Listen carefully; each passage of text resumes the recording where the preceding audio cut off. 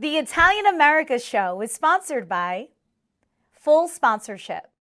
Cento Fine Foods. Trust your family with our family. The Bianchi Law Group. Dr. K, the Management Professor. The authors of the #1 international best-selling cookbook, Don't Cut the Basil. Dr. Mark D'Annunzio, National 4th Vice President, Order Sons and Daughters of Italy in America. The Grand Lodge of New York. The Grand Lodge of Ohio. The Grand Lodge of Virginia. The Grand Lodge of Maryland. The Grand Lodge of the Northwest, representing Oregon and Washington. Long Shot Productions, get back in the game.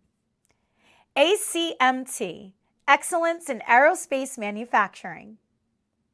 Purchase the new book, The Palm Beach PI, by Italian-American private investigator Frank Chiato, available now where books are sold.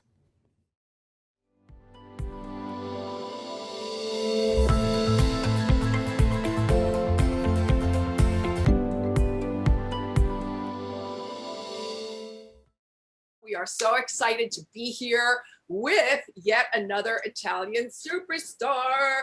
I know that you're all out there. You're all very anxious to hear the interview, to learn more about Lidia Bastianich. I am co-hosting today with Mary Kovac, and she is not only a professor, a university professor, but she is also a member of the Sons and Daughters of Italy on a national, state, and local level. As you well know, the Orders of Sons and Daughters in Italy is a national organization of men and women who represent the estimated 17 million Americans of Italian heritage that are dedicated to promoting the culture, the tradition, the language, and the legacy of their Italian ancestors. So without further ado, I am really thrilled to be able to introduce Lidia Bastianich. She is here right there. You can see her on the screen. We welcome you, Signora Bastianich, and we say to you, tutti a tavola a mangiare. Buongiorno, buongiorno, Buongiorno, signora. a tutti. Buongiorno. Allora, adesso siamo tutti a tavola a parlare. Tutti a tavola a parlare, brava. That's right. We're all around the table now to speak and to learn so much more about you. And when I was doing my research about you, Lidia, it was so heartwarming to me, if you will, to learn of your early life and to know that, you had some difficult beginnings, but to be able to come from where you were to where you are today is truly one of probably the most inspirational stories that I have ever heard. Well, Clarissa, it's the American story, the American immigrant story. And certainly before me, many Italian families have come through this path and really made America their home. They have achieved, what Italians have achieved in America is wonderful. How much they have gained in America and how much they have brought to America. So, I came here, I was 12 years old. So I am very American because most of my life I spent here. But once you're born or you're from a family Italian, that always remains. So I always say, I have two of the best cultures in the world. How can I go wrong? Yeah, you can't go wrong. You absolutely cannot. And I love how when I was doing my research, you speak about your nonna Rosa and how incisive she was in your life when it came to the kitchen. And that one day when you left Istria, you didn't know that you would never see her again. So this was kind of a way for you to stay connected, if you will, to your nonna through. Well, yes, Clarissa, because the Istria, in 1947, when the war ended, was given from Italy, was given to the newly formed communist Yugoslavia. So we were sort of my beginning. My life was in a situation under communism. And Nonna Rosa was kind of a refuge.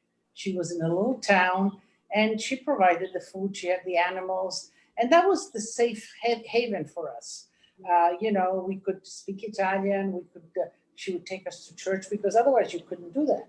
And so when my parents in 1950 was in 55 decided that they need to leave this, they need to bring their kids back into a free society. And literally, we escaped back into Italy. So I didn't know that we were not coming back. Right. And you're right, you know, when I realized I was in Trieste, in actually a refugee camp, Right. that I wasn't going back, the memories of Grandma Rosa was, I mean, the nostalgia and food, my love for food.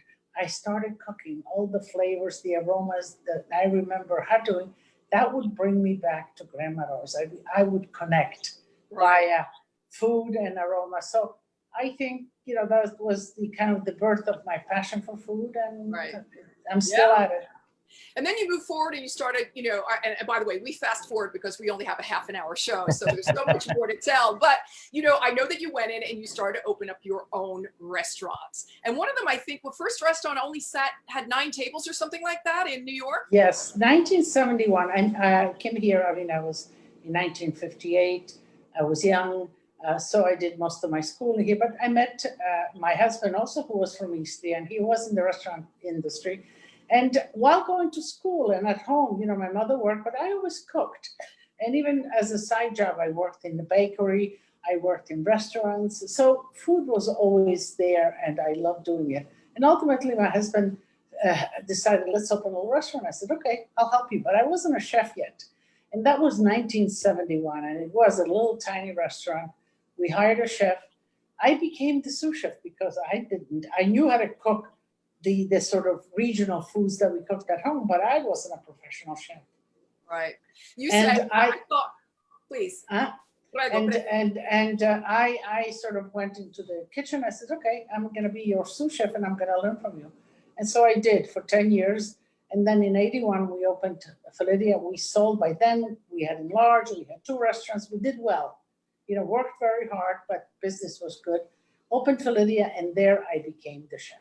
And then fast forward again, and then I promise I'll let Mary ask a few questions, but then fast forward again to Julia Childs asked you to come on to her show. I think it was 1993. Am I getting the date right? Yeah, you're correct. Okay, so Julia Childs asked you on to her show on PBS, and she came to Lidia. She came because she heard this woman, this Italian woman chef. You know, in America it was all about men chefs. Yeah. And in Italy it's all about women, you know that. You know, in the restaurant, basically, now it's the hot chef, the starred chef, but women are always in the kitchen in Italy. And so she came, she wanted to taste, because what I did, Clarissa, you know, there was the Italian-American food, which is delicious, but that's not the regional food of Italy. So I began cooking the regional food of Italy, and everybody was curious. She came with James Beard. She loved risotto. She wanted me to teach her how to make the risotto. She invited me on her show to make risotto, and that's how I got invited to have my own show by the producer. That's extraordinary. So she was the one that kind of led me and supported me in my first TV venture. We'll be right back after this break. What's the secret to my famous margarita pizza? Fresh basil, fresh mozzarella, and cento. People ask my wife, what's the secret to your bolognese? A little of this, a pinch of that, and cento. Grandma passed on 2 family secrets. Sauté, don't fry, and always cook with cento. It's no secret that the best tasting dishes use cento, San Marzano tomatoes imported from Italy, with nothing added, just authentic flavor for authentic Italian cooking. Cento, trust your family with our family.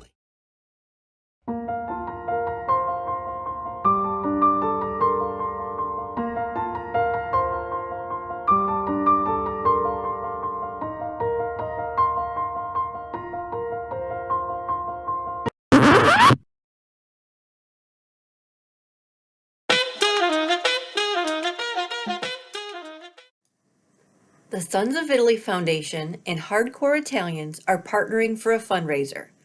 Hardcore Italians is donating $5 for every St. Joseph's Day t-shirt sold to SIF. Funds will be used for the St. Joseph's Day altar exhibit at the Sons of Italy Museum on Staten Island. For more details, scan the QR code on the bottom right. Well, first, thank you so much for joining us. It's such an honor to have you as our guest. So you have a multi-generational TV show. Your mother is on, and we love her.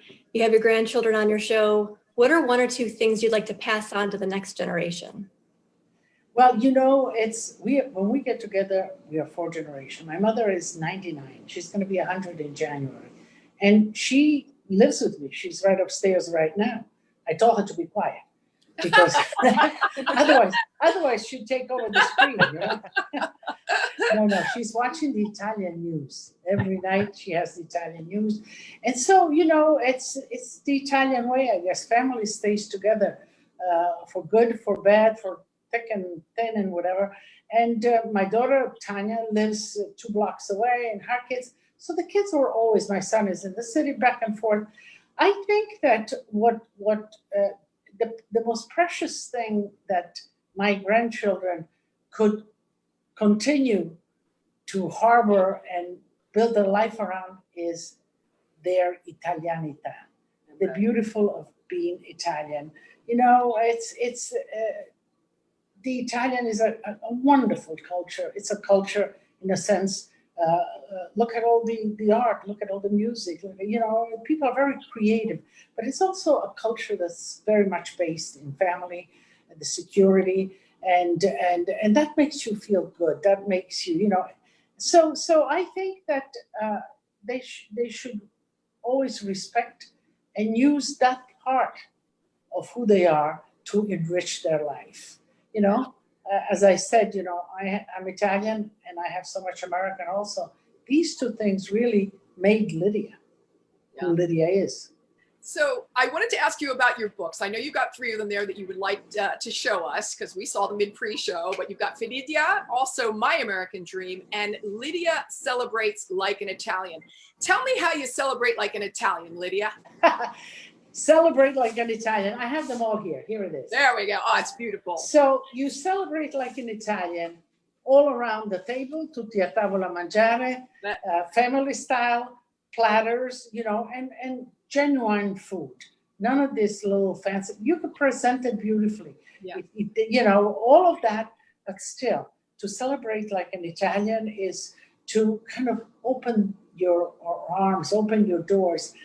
Always have room for whoever comes in the house to join you and to share that feeling of openness, of welcoming, and to share the Italian food and wine that's so delicious. Aggiungi un piatto a tavola. Just add Una a plate to the table. You know, there's an old saying, c'è sempre spazio per una sedia a tavola. Allora, there's always room for one more chair at the table. Yep.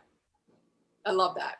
It's so comforting and so wonderfully traditional. You know, it's so very Italian. How about My American Dream? Let's see that. My American Dream. Here it is. This is a bit off. In total, I have about 13 books. And this is the first non-recipe book. It's kind of my biography, if you will, autobiography. And I had difficulties because I couldn't write about myself and whatever. So I had some help in writing it. But once I got into it, then I felt good about sharing. And, you know, about all the, in rethinking, because when you're writing, you're rethinking, recalling all the wonderful things, some difficult things, but the difficult things made me stronger and better, maybe. The need of support, the family, the friends, and, you know, the beautiful things that happen, that America gives us all the opportunity. It's up to us to roll up our sleeves and make it happen. Right. And Lidia, if I'm not mistaken, was the name of your first restaurant, Lidia? No, Lidia was the second restaurant. Okay. Where I became the chef. That's 1981, after the first restaurant. And this is the cookbook with the chef there of the recipes from Lidia's The Favorite. And even though it's a restaurant, you know, at the basis of it, these are all really basic Italian regional recipes. Then, you know, the chef takes it a little bit and elaborates it. And but I was the guardian there. Don't you go off on a tangent. Give me the real Italian flavor, the real Italian spirit. Before I ask this next question, I want to explain why I'm asking it. So growing up, my grandma would make me sing or whistle, all of us really, when we were making something together in the kitchen. And later in life, I learned that it wasn't because she wanted to hear beautiful voices. It was because she didn't want us eating the ingredients. And so I'm wondering similar guidelines in the kitchen when your grandchildren were younger. Well, I heard that too. Yeah, that's not unusual in the Italian, especially in the times when, the ingredients were limited, especially the good, ingredients that kids would like, chocolates or sweets. But my children in the kitchen, I know I wanted them to taste. I would give them, whatever I was doing, take a little spoon, taste the sauce. And actually, that's very important when you're cooking, that you taste as you go along, as whatever. But kids love it, even dough, rubbed dough. They love eating dough. They love all of that. So no, I was very encouraging for them to taste things when they were raw and when they were cooked and in the process. From far and wide, people are, saying how much they love Lidia, how much they've enjoyed her books, her recipes, her shows. And it's kind of incredible to see the outreach. The question that has come up multiple times, so I feel like I have to touch on it, is what is your favorite dish to cook? Is there one thing, if you had to choose to cook, what would it be? That's difficult, what's your favorite child? It depends in what mood you're in or they are in. So I think for me, I love to cook seasonally. Whenever the seasons are coming around, the le primizie, as they call them in Italy, the first of the season. So I'm looking forward now to a lot of the squashes, the pumpkins, all of that, making pumpkin gnocchi with sage sauce. But I think just my favorite has got to be pasta. Yeah. I mean, Lydia, just you're making me hungry. when in doubt, or when depressed, or when you don't have any time, you open your cupboard, a little bit of oil, garlic, pasta, and something else to put in there, vegetable or whatever, and voila, you got a gratifying dish. You're good to go, right? Absolutely good to go. Do you have a favorite dessert that you go to? Dessert is, again, I think Italy has one of the largest repertoires of Italian dessert recipes. So it has a tremendous amount of recipe. Sicily's known for its delicious recipes, Piemonte. I happen to like the whole kind of genre of dolci al cucchiaio, spoon dessert. That means those are desserts that are made in-house with what you have, like tiramisu. It's a dessert, dolce al cucchiaio. You sort of put layers of cookies or sponge cake or whatever you have with some mascarpone, you sweeten it up, some coffee, and you go in with the spoon. So anything that's like that I can go in soft with the spoon. I like panna cotta. I like rum cake. It's also inzuppato, full of rum. Those kind of that really kind of when you take a spoonful or a nice bite, it fills your mouth with joy. We'll be right back after this break.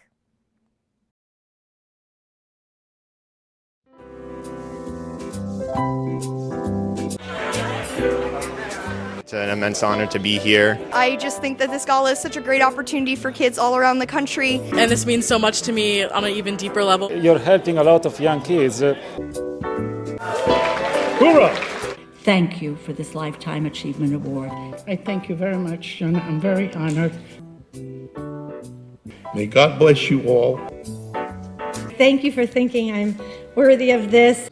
We can sing in the glow of a song that I know of, where love is enjoyed, peace of mind.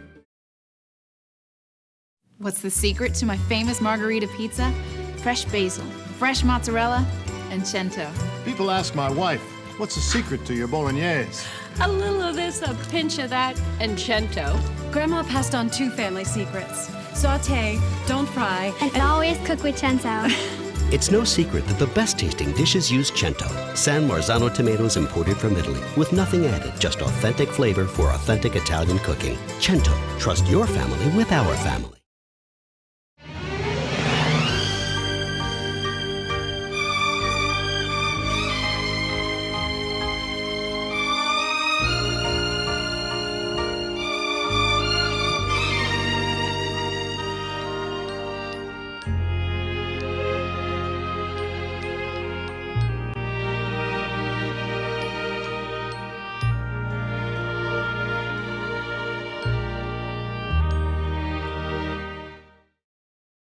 Well, we can't talk about food without talking about wine. So what's your go-to glass of wine? Well, you know, I'm Istria Friuli. We have a home in Friuli now. We have a winery, the Bastianich winery. So Friuli is known for its whites. Coglio Orientali, that it's a great, it's the end of the Alps, the Julian Alps, and it's sort of, it's some of the best whites in Italy grow there. So I happen to like a good white, whether it's a Pinot Grigio, whether it's a Ribolla, whether it's, you know, we make a Vespa, which is one of my favorite. Vespa is a blend of Chardonnay, Sauvignon, and Picolit. Picolit is an indigenous varietal from that area. I know that we have this, I asked the same question, I guess, last week and maybe another time too, like Justin and Mary know. And it's kind of an ongoing joke, Lidia, if you will. And I'm sure I know the answer already before asking the question, but is it gravy or sauce? Oh, I get that asked all the time. I know. in Italy is sugo e salsa. This is the two. So sugo is usually a sauce that has some basis of meat in it. You know, a stewed beef or whatever. In salsa is a simple tomato sauce. So I would say that gravy would equate to sugo that has some meat in it, and sauce would be a tomato sauce. Yeah, absolutely. I was watching some of the videos that were on YouTube again as I was getting ready, and I noticed that you had said something in one of the interviews that if I see food and it talks to me, I have to touch it. I can't not touch it. And I think it was when you're probably at Italy and they had some like tagliatini, tagliatelle or something. Well, you know, I think I am a medium through which food passes. You know, it's not about me, it's about the food. I work it, I exalt it, I do it. To do that, I need to understand it. Is it ripe enough? Does it need a little bit more cooking? Is it soft enough? Is it, you know, so all of those things, tactile, all of my senses I use, whether it is visual, coloring tells me a lot about food. If it's fresh, if it's old, you know, I can tell a lot by the smell. Olfactory is another one that I can tell a lot about food. Yeah. The taste, of course, but also tactile. You know, the touching of food gives me a lot of information, and then I process that information and make a dish. Boxed or fresh pasta? Oh, I don't know. Both are delicious. I come from fresh pasta north. You know, we don't. But I think now I love maybe better dry pasta. It's so much easier now, of course. Yeah. Mary, were you making a lot of the fresh pasta with your grandmother back in the day? No, we made everything. With her, I primarily baked. With my mom, I cook. So it was kind of a hodgepodge. Nice, Mary. You like to cook? You're a good cook. I'm a better baker than I am a cook, but I try. You know, that's sometimes that, you know, that is a dividing line.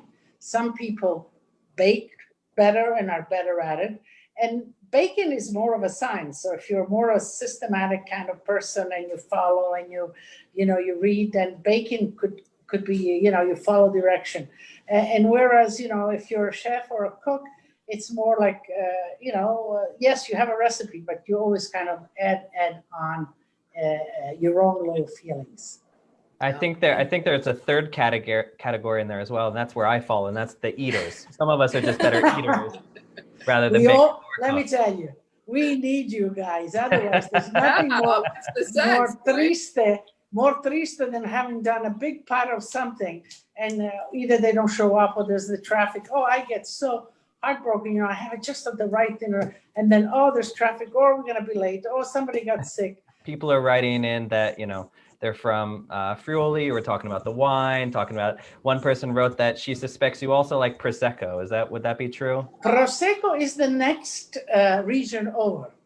It's Trentino Alto Adige. That's the Prosecco kind of, but I love Prosecco. Everybody is, you know, it's a non-pretentious, again, one of those non-pretentious wine. It's bubbly. It has a little sweetness.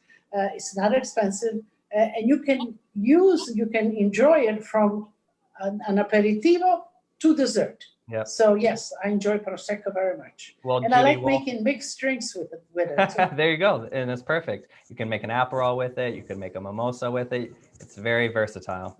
So Exactly. we can tell Judy Wolf that she was correct. Lydia does like her Prosecco. Yes, I do. Okay, I have one last question because we're coming up almost to the end of the show. That's how quickly that went. And Wow. that is, you know, Lydia, in your illustrious career, you've been received by princes and popes and many in between. And I'm going to ask you from an entrepreneurial level, what would you say has been your crowning moment? There were a lot of them. I worked very hard, but there was a lot of gratification in what I did and what I do. But I think that I must say, I had the opportunity and I was asked to cook for two popes, not one. Yes. When Pope Benedict came to the United States, I cooked for him. Right. And when Pope Francis came to the United States, I cooked for him. Right. And, you know, when they come in New York, that is, when they came to New York, they don't stay in hotels or eat in restaurants. They stay in the nuncio's residence. And the Pope has his room upstairs. The kitchen is downstairs. So I was cooking. He was up there, you know, getting up, resting, whatever. So it was a close, almost living with the. So I must say that's an experience that I still say, did it happen? Is it true? Is it real? Yes, absolutely. It is. Well, real quick, I want to let Lydia know that I know at the end of every show you end with the phrase "Tutti a tavola a mangiare," and in Cincinnati, our Sons of Italy Lodge sponsors what was the longest running Italian dinner in the nation. I think we were at 107 or 108 years consecutively until COVID. And then last year, we included your phrase on our T-shirts. So I want to thank you for that inspiration. I want to make sure you can see this. Oh, wow. Oh, what an honor. That's awesome. All right. Will you give my best to all of the members out in Cincinnati, okay? All the Italian members. Thanks. Okay, Thank you so and much. hope you continue this tradition. Great tradition.